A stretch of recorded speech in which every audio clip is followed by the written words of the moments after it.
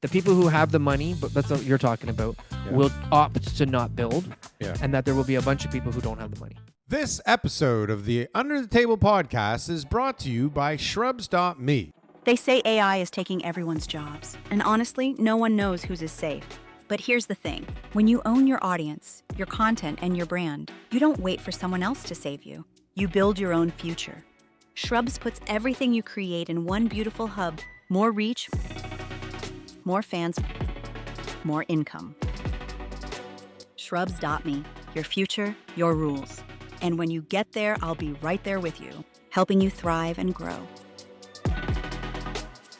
It's the rental rate that these purpose-built rentals will be built at. And are there... Okay, there's enough people. So I'm not saying there's not enough people to go around. Right, but what there will be, there will be downward pressure on rent prices. On rent prices. Rents will plummet. Plummet? You can't build all these rentals and decrease the amount of people who live in rentals and expect that rental prices will be sustained.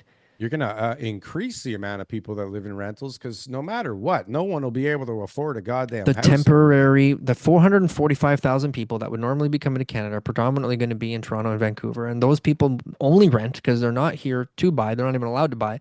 And they will no longer be renting those places. It will decrease the amount of demand in the rental market. But and those rental prices on all the purpose-built rentals, thank God the big boys are the only ones building those, and CMHC would go bankrupt if they didn't keep that stringent type of policy in place, which would be the equity portion and the net worth requirements, right?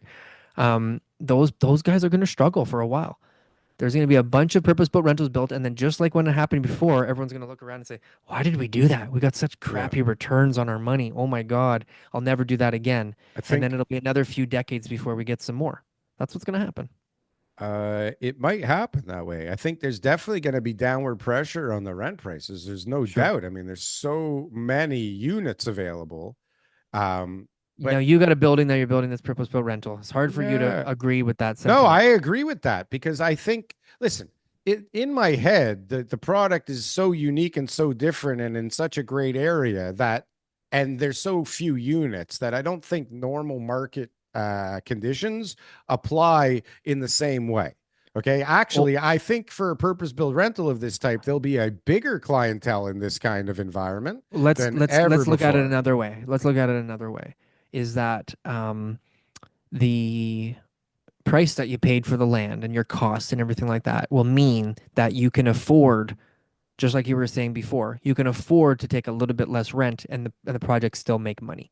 Whereas in other sites, there's a ton of other sites where you look at that location, you look at that site, you look at the quality of the construction, you look at the unit size, you look at the makeup of the demographics and everything like that, and it's like, who the hell would want to live there? Yeah. So they're going to be forced to be renting those out for cheap. I was talking to a guy who's got... And there's so many options around. I was talking to someone in Winnipeg. Where? Downtown Winnipeg. Main and Portage. Real if person? That makes sense to anybody. Yeah. Human. Yeah, human. And he was telling me that Main and Portage, it sounds about right. I've never been to Winnipeg. But there's a big building there, and this guy is a commercial multifamily expert, so he knows his stuff. It is 75% occupied. 75%. The Young and Bloor of Winnipeg. The Young and Bloor of Winnipeg. That rental building is 75% occupied, and that's stabilized. Main and Portage. That's the stabilized occupancy. Stabilized 75%? Stabilized is 75%. So we're not used to that in Toronto. And even he was saying, like, oh, everything gets rented out in a week in Toronto. But, like, we need to start getting used to that there will be buildings that are going to have huge vacancies for a long time. Whoa. I can't even imagine this. But it's true. Look at some of the locations that these buildings will have to be built in that maybe would have once been able to be pawned off to a bunch of unsuspecting investors buying a sheet of paper saying, I think 350 square feet is enough for a human being to live in. And now those purpose-built rentals will get built. I don't know the makeup of the unit sizes, but whatever they are, 500 square feet for a one bedroom, whatever the numbers are, those units will sit vacant. There's going to be so many units that flood the market. In a 2-year timeline, there's going to be tens of thousands of units that come online. Yeah. And those investors, those funds, those institutions, those developers, whoever owns the building, will just have to have patience. A lot of patience. Yeah. 100%. Yeah. I definitely can see that. But I also could see a scenario where immigration ramps up more, the economy starts getting better, and that demand or the supply starts getting eaten up. And I also, quite truthfully, think that most of the projects that are being planned as purpose-built rental, a lot of them are going to slam the brakes on. A lot of them will not Agreed. materialize, right? So, Can't materialize. well, some can't, and The some fun, will the say, money forget won't be it. there. Yeah, the Well, so, equity won't be there, and or that it's they not won't get their worth it, financing. or it But just became majority will be financing. majority will be because of financing. Majority will be because they are not able to secure the financing. And Sure. then there will be some that are able to secure the financing, but they're not willing to do what it takes because they're Well, like, we have better use of our funds. or you can get the financing, but you can't raise enough equity. Like who knows Sure, but what? that's okay. Or So that's money. That's the people who have the money, but that's what you're talking about, yeah, will opt to not build, yeah. and that there will be a bunch of people who don't have the money Well, I could to support see it. like if you were like looking around at the map and you're going, okay, that guy's got a site, that guy's got a site right there, this guy's got a Yeah, site right here. We all like this is gonna be. I'm we're just not all gonna gonna do be it. completing in Yeah, fuck 2031 it, fuck it. with, two I hundred can two dollars and wait. fifty cents a square foot in rent, and it Yeah. doesn't make sense. Or I'll Yeah. just wait because I have so much money and it's So like, don't instead of losing forget. 10 million on that project, I'll just support the debt on this site Yeah. for the next 10 years. Well, a lot of guys are Right? smart, and part of their formula has been, I'm going to make sure I only buy sites that have cash flow that cover themselves for fuck's sakes, and then I That don't too. give a Yep. shit, right?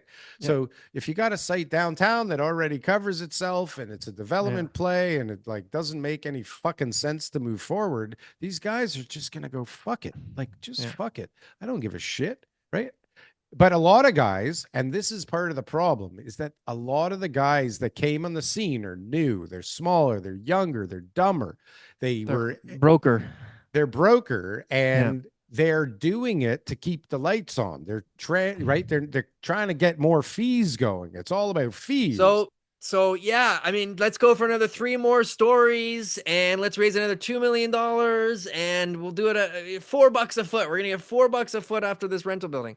Right. That's what they're doing.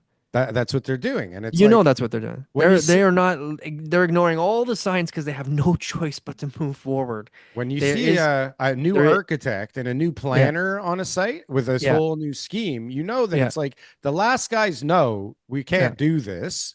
And the Yeah. new guys are like, yeah, we'll try this. Why not? Right. And now Yeah. it's like, guys, okay, I got a plan. I know it doesn't look so good right now, but I think these guys are telling me I can get another 12 stories. I'm only going to go for 8. We're going to Yeah. settle for 6 and everything's going to be fine. Okay. And let me ask you a question here. Anybody raising money, is anybody not going to say it's the opportunity of a lifetime and that the returns are going to be better than anywhere else? Like who would put out a Sure. deck that says, "Hey, we may not get this return that we're promising and there could be a lot of issues. In fact, we might even go bankrupt before this all happens and you lose everything." But, trust us. We don't really know for sure it's going to work, but we hope it's going to work and we think that we got a good chance of making it happen. Who would Well, invest in that project? Well, you'd think, well, again, I agree with you. I Nobody. understand what you're saying, but Yeah. honestly, I